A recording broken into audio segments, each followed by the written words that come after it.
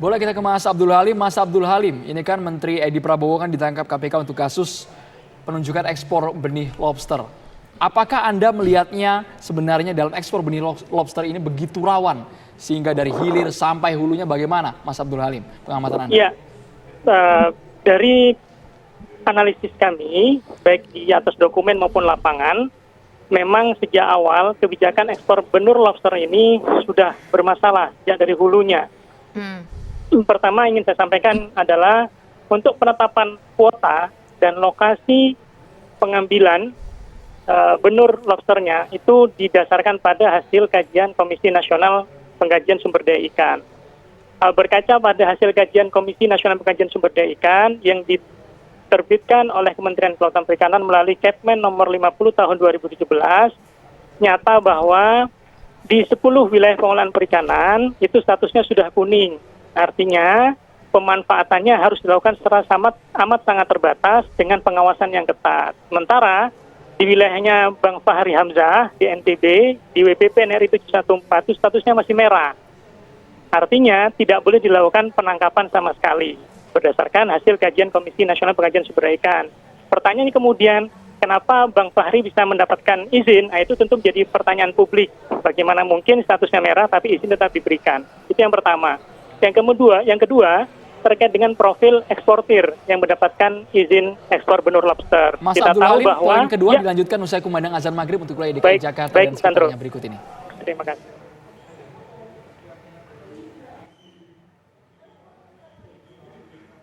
Selamat menjalankan ibadah sholat maghrib bagi Anda yang berada di wilayah DKI Jakarta dan sekitarnya. Baik, kami lanjutkan kembali dialog Mas Abdul Halim. Silahkan dilanjutkan Mas, posisi KKP yang dianggap rawan penyimpangan. Ya, itu yang pertama terkait dengan basis ilmiahnya itu diragukan yang digunakan oleh Menteri Kelautan dan Perikanan dan kawan-kawan dalam menentukan apakah benur itu bisa diekspor atau sebaliknya. Tapi ternyata faktanya kan sebaliknya. Komisi Nasional Pengkajian Sumber Daya Ikan justru merekomendasikan untuk dilakukan pengawasan ketat atas penangkapan yang juga dilakukan secara terbatas. Kemudian yang kedua, dari aspek profil eksportirnya, kita tahu bahwa di dalam Permen 12 tahun 2020 dipersyaratkan bahwa eksportir bisa melakukan kegiatan pengeluaran benur lobster ke luar negeri apabila paling tidak memenuhi beberapa persyaratan. Di sini saya ingin mengutip 2 syarat saja, sebagaimana tadi sudah disinggung oleh Bang Fahri Hamzah. Yang pertama berkenaan dengan eksportir sudah terbukti melakukan panen secara berkelanjutan. Nah, kalau berkaca pada cerita Bang Fahri tadi, sepertinya seperti sudah menjadi rahasia umum bahwa dari 31 perusahaan yang mendapatkan izin ekspor benur lobster, 25 diantaranya itu baru didirikan 2-3 bulan sejak wacana ekspor diberlakukan oleh Menteri Kelautan dan Perikanan. Kemudian yang kedua harus bermitra dengan nelayan dan pembudidaya. Kita tahu bahwa di antara bulan Januari sampai dengan Maret 2020 lalu, sebelum kita memutuskan lockdown akibat pandemi COVID-19, pembudidaya lobster, termasuk di NTB, saya wawancara secara langsung, mereka sampaikan bahwa alangkah baiknya kalau kemudian pilihannya justru dibesarkan di dalam negeri. Persoalannya menurut teman-teman pembudidaya justru bukan di teknologinya, tapi keberpihakan pemerintah, baik di tingkat pusat maupun pemerintah daerah. Sekali lagi berkaca pada hasil kajian Komisi Nasional Pengkajian Sumber Daya Ikan, faktanya merah di NTB, sehingga yang harus diprioritaskan adalah memanfaatkan sumber daya yang terbatas tersebut untuk dibesarkan di dalam negeri, sehingga manfaatnya jauh lebih terasa, sekalipun harus menunggu beberapa bulan selama masa pembesaran dilakukan. Yang ketiga, dari sisi nilai PNBP-nya, kita tahu bahwa peraturan pemerintah nomor 75 tahun 2015 itu tengah direvisi oleh Kementerian Kelautan Perikanan bersama dengan Kementerian Keuangan berkenaan dengan penetapan nilai besaran jasa pemeriksaan benih lobster yang akan dikeluarkan. Untuk per 1.000 ekor ditetapkan sebesar Rp250. Ironisnya kemudian teman-teman Bang Fahri kan meminta agar angkanya diturunkan. Nah, permintaan ini tidak masuk akal mengingat nilai mata uang terus menyosot sementara pendapatan yang akan diperoleh oleh eksportir justru akan membesar. Nah, ini kemudian menjadi faktor ketiga kejanggalan dari terbitnya Permen 12 2020. Yang terakhir berkenaan dengan apa yang disampaikan oleh Komisi Persaingan Usaha berkenaan dengan jasa angkut yang dimonopoli oleh satu perusahaan tertentu. Nah, dari keempat faktor ini terlihat jelas bahwa sejak awal dari hulu ke hilirnya Permen 12 2020 yang diambil oleh Menteri Kelautan Perikanan itu menimbulkan persoalan.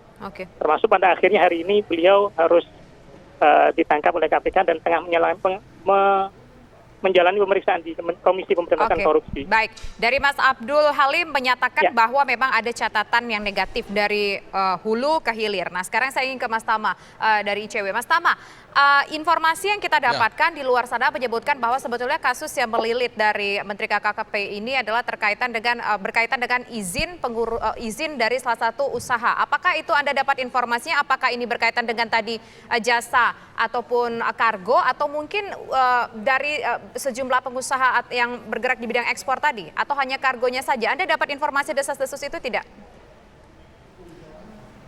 Mbak, tentu saja begini, saya sudah bilang di awal, perkaranya itu mungkin bisa apa saja. Ya, artinya karena kan kita belum selesai pemeriksaannya. Kalau soal informasi kita semua dapatkan. Dari mulai tadi misalnya problem dalam konteks misalnya penentuan kuota ya, ada informasi tertentu di situ. Kemudian ada misalnya soal masalah tadi apa yang Bang Fahri sampaikan, bagaimana kemudian itu dihilir, kemudian itu diatur di lain sebagainya dan itu yang kemudian catatan. Tadi teman kita juga sudah sampaikan dari Kiara ada beberapa persoalan. Artinya informasi itu semua sudah ada di ruang publik. Tapi kan kita masih menunggu KPK. Nah, cuma yang ingin saya mau tekankan begini, Mbak. Kita harus kembali kepada konstruksi. Kenapa sih ada pemeriksaan ini? Pada bagian yang mana sih? Apakah misalnya ada indikasi tindak pidana korupsi misalnya? Kalau kita bicara korupsi misalnya, dari hal-hal yang terjadi kira-kira kerugian apa yang diderita oleh negara? Atau misalnya bahasa yang kemudian bisa kita lihat, keuntungan apa yang didapatkan oleh seseorang ya dalam kaitannya dalam jabatannya sehingga kemudian perkaranya bergulir dan sampai KPK harus memeriksa. Meskipun tadi ya sebelum diskusi kita mendengarkan penjelasan dari Pak Ali Mukhtar Ngabalin bahwa ini bukan soal penangkapan dan lain sebagainya. Menurut saya tentu ini bicara soal hal-hal yang bicara soal penegakan hukum. Kenapa? Karena sampai seorang menteri yang kemudian diminta keterangan harus dijemput di bandara, harus dipegang handphonenya, harus yang lain-lainnya kemudian ikuti prosedur, nggak manggil seperti pada umumnya. Artinya memang di sini kita melihat ada upaya-upaya penegakan hukum yang coba dilakukan oleh KPK. Nah, jadi itu yang kemudian harus jadi catatan, harus jadi pegangan di awal. Baru kemudian kita melihat atas yang mana. Nah, ini yang kemudian menimbulkan banyak pertanyaan.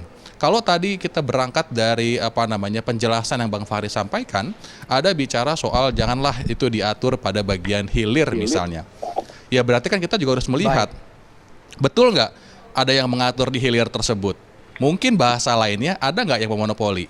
Ada nggak keuntungan yang didapatkan oleh segelintir orang dari proses tersebut? Ya? Halo Mbak? Ya ICW punya catatan itu, ada yang mengatur, ada yang memonopoli.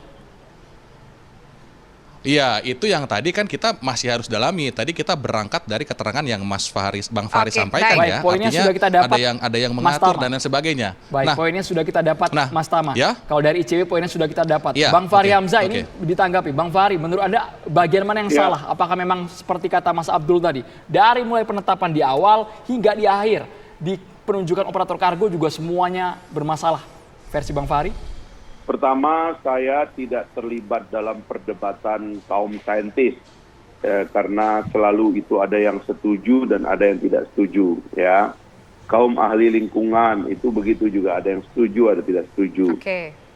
Pak Edi dalam hal ini didampingi oleh banyak profesor, guru besar IPB dan lain-lain dari berbagai kampus. Itu perdebatan kaum saintis. Kalau kita ini pengusaha hanya melihat bahwa memang ada keperluan nelayan untuk mengelola sumber daya lautnya dan kemudian pengusaha diberikan izin untuk melihat peluang itu untuk dikembangkan melalui dua jalur budidaya lokal dan juga jalur ekspor gitu. Kemudian itu izinnya cukup ketat menurut saya juga negara sudah mengambil uang dari para pengusaha. Nah, yang perlu dievaluasi menurut saya lihat gambar besarnya.